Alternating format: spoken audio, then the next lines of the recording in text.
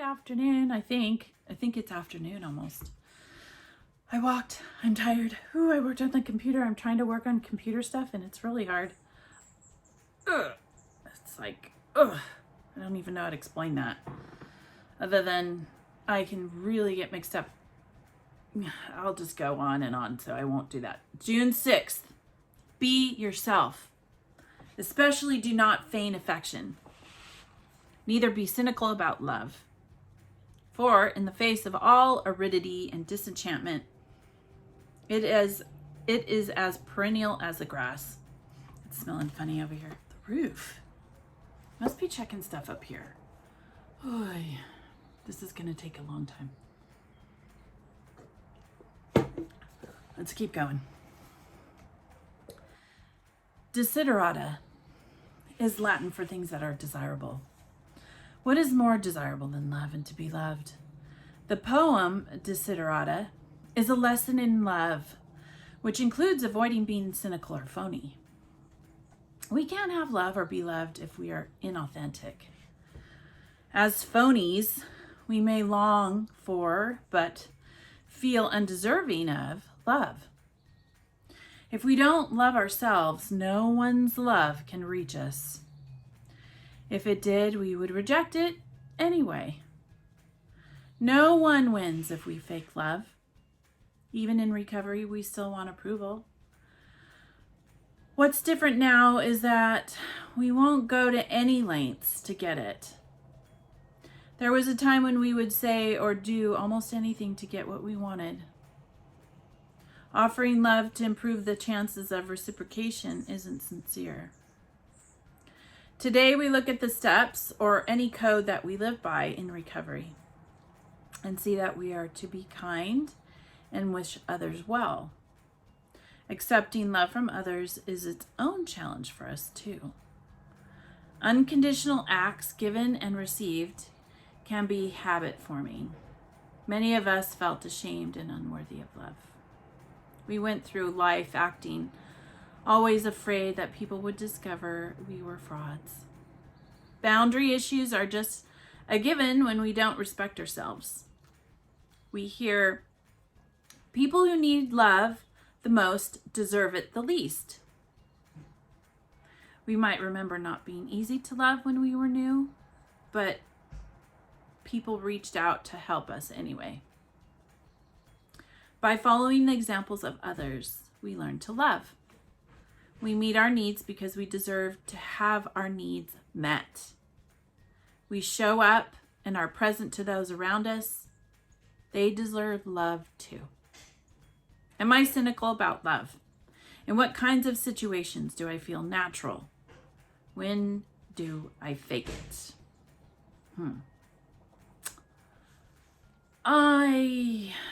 Wow.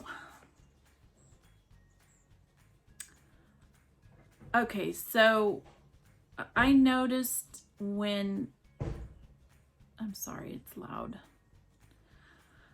I noticed that when people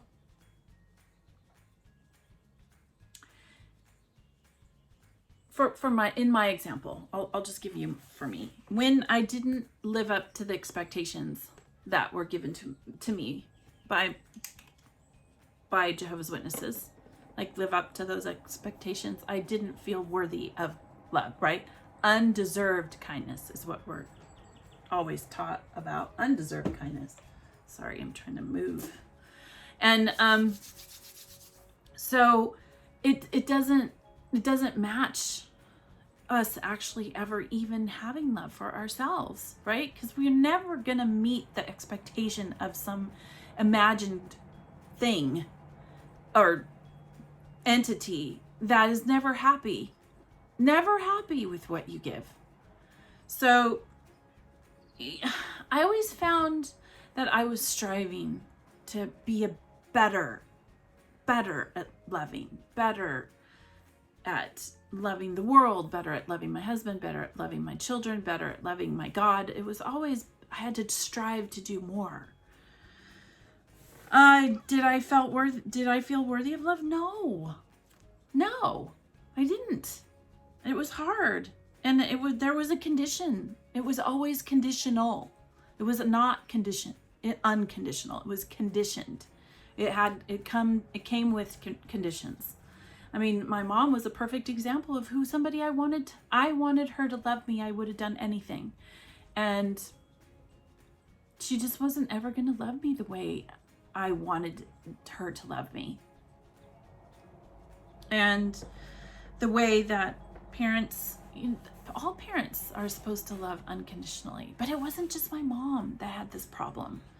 It seemed like it was a systemic problem inside the organization itself with mothers. They seem to always have conditions to their love, or mothers and fathers, parents with kids. So instead of it being an unconditional response of love being unconditional, it wasn't. There was always something hindering, always something stopping. So people who need love the most deserve it the least. We might remember not being easy to love when we were new, but people reached out to help us anyway. I think when you come out of an organization where it's so conditional, you have a hard time feeling comfortable with people that love you for who you are. I mean, it's like, well, I just said this. Will you still love me? You don't say it out loud, but I was saying, then you wonder, okay, oops, there goes it. That's it. That's the last time I'll see that person because I said this. I said what I felt. Unconditional acts given and received can be habit forming. I notice that when I do something for someone and not expect anything out of it, nothing, that's when I feel good. And that's when I know too that it could exist, that could be given to me as well. And generally, since I've been out, I think my kids and their friends have probably been the most open-minded about love and loving and explaining love. And these kids are kind of all, my children, I mean, when they leave the organization, when you leave as a family, right? Or as a unit, your kids are affected. My children were so hurt because people that were grown-ups would not wave to them or would not speak to them or treated them the way that they felt. They don't know how to distinguish between an adult decision that I made, that I don't want to have anything to do with this organization, and being kind to kids that come from people like me who have decided I don't want to be a part of Jehovah's Witnesses.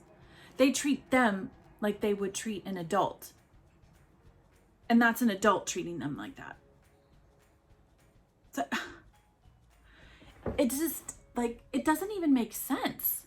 The way that they put their conditions on children. So my children could see that. In the interim, right? Okay, they got pushed away by those Jehovah's Witnesses that said, oh, we will love you. You're our family. We had aunties and more aunties than we had, men that were helpful in the family. More like grandmas and aunties. And mind you, my mom was out of the picture. She couldn't be trusted with my children. I didn't really trust her 100% because I experienced that unconditional love.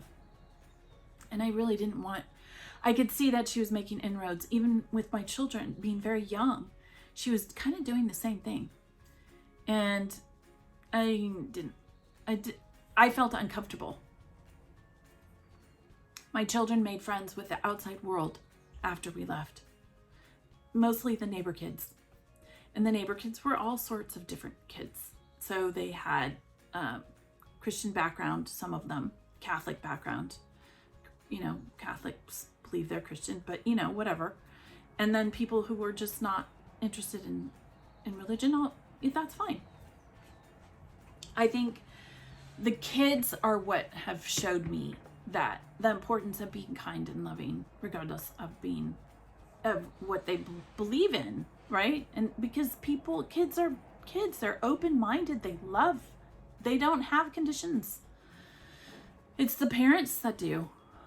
So yeah, I got to see love in a different way when I opened my heart out to the kids, and the kids let me in and I let them in, and then I saw how life could be open and free and unconditional, and what they wanted from their parents. And these were not Jehovah's Witnesses. These were just kids that were not altered by a group think mentality, but we still have a society where it's very closed-minded. It's sad. Kids are, rated by their grade system. I mean, there's still stuff that they're having to go through that you as an adult can see, like how they have to fight through it. They have to get through that our culture. When I saw the kids and how they did with how they worked it out when we discussed things, my children along with their friends, listening to their conversations, it was helpful. It was helpful to see the importance of unconditional, right? Unconditional, an unconditional reaction, and loving them no matter what. So a parent, when you become a parent, your mind opens up. I mean, you would hope, right? My parent didn't. My parent was very rigid and conditional. Whereas I don't feel like I have to do that. I'm not. It's too exhausting. I mean, it's much better to love people and leave it open and unconditional. And when you show unconditional, random acts of kindness, it really does help your psyche. I've noticed that. So I try and do things out of my comfort zone that will help me heal. So yeah, following the examples of others, we learn to love. YouTube helps in that way too. I notice I get to see random acts of kindness. The internet will provide that as well. You get to see animals being kind, big, huge dogs being kind to little tiny kitties or ducks. So it happens in the animal realm. So you get an opportunity as a human being to see that. And then when human beings do wonderful things like little kids, they'll help another child. Their love is there, open, free. No, they don't see color. That's what I like. They don't see color. They don't see anything, barriers that we as adults see, or that keep us from doing things to others or helping others. We're usually our own barrier, right? Yeah. Okay, well, I hope this helps you on your healing journey, right? We're all going little by little. Don't give up. Don't give up. Don't give up. People love you. People will love you. No matter where you are in society, in another place around the globe, you'll find someone. Just don't give up. And don't give up in trying to do kind deeds. We can get really cynical. Oh, I'm the first to say I can be so cynical when it comes to certain aspects of growth. Unconditional love being one of them, right? Because we have been treated so terribly when we leave. We think, oh my God, is there anyone that can actually treat us kindly? Is there really people out there that will do it? Yes. Yes, yes, yes, they will. They will. It's fascinating. And it's so eye-opening. It's wonderful. just don't shut yourself off. Don't shut yourself off. Okay, so like I said, I'm trying to figure out the computer stuff so I can share stuff with you. And so you can make, I don't know if you can make any money. I have no idea. I haven't made any. I've made a lot of mistakes. I get myself kicked out of things because I don't know what I'm doing. I'm the kind of person that jumps in and then I think of the consequences afterwards. And then I'm like, oh wow, probably shouldn't have done it that way. But I jump. I'm working on AI. That's so fascinating. That is so nice. I think that's so neat that they're allowing other people to get involved. Someone like me, because I don't know anything about computers, but I'm willing to go in there and check it out. I'm in I called it the Distort group. Distort group? No, it's Discord group. Discord, right? I'm on Discord. So I've got an opportunity to get in things, but I always worry about, well, now that I'm out there, who's in, right? Who's coming into my computer? I get little weird stuff. And so I think, uh-oh, did I get hacked? So, you know, hey, things happen. And hopefully I can get this out so I can show you what to do. And have it down so that you don't have to do all the work. That would be nice, right? Because I know I'm not there's a lot of people that are like me that find that they don't give you everything. So if you have any questions, hopefully I can get it up and running so that it's pretty smooth and you could do it yourself. Does that make any sense? Low content. And then don't expect it to stay up because, well, I got thrown out. I got back in. It's still up there, but it doesn't matter because like you can get thrown out again. So who knows? Somebody can get pissed off and talk about you. I'm like, oh, okay. So, you know, streams of other ways to be creative. I wouldn't know. I don't know if it's streams of income. I haven't made any money off of it, but definitely creative, right? And there's a power, good forces. So use your forces for good, right? Use your forces for good. That's it. All right. Well, I have a conversation all by myself. It's quite interesting. You don't even have to say anything. Sorry about that. I wish you could. All right, loves. I hope all is well. Follow your bliss. Have a good mental health day. Get yourself a cup of tea. Go outside. I did that already, and that's why I'm a little tired and a little bit, punch drunk. Because I'm tired. All right. Follow your bliss and be good humans.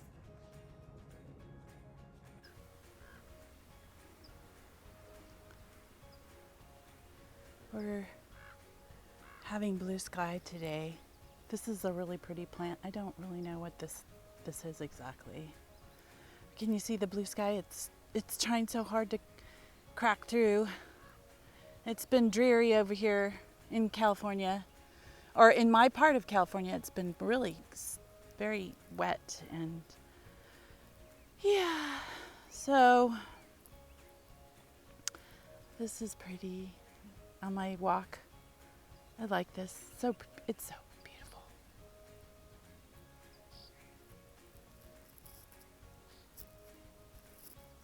That pretty plant.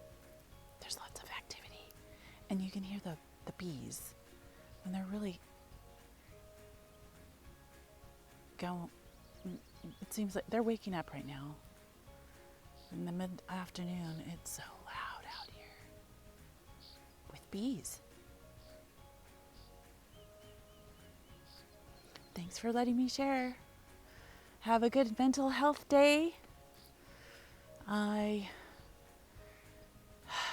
hope you have a wonderful, abundant day, full of love and peace. So, there you go. Follow your bliss and be good humans.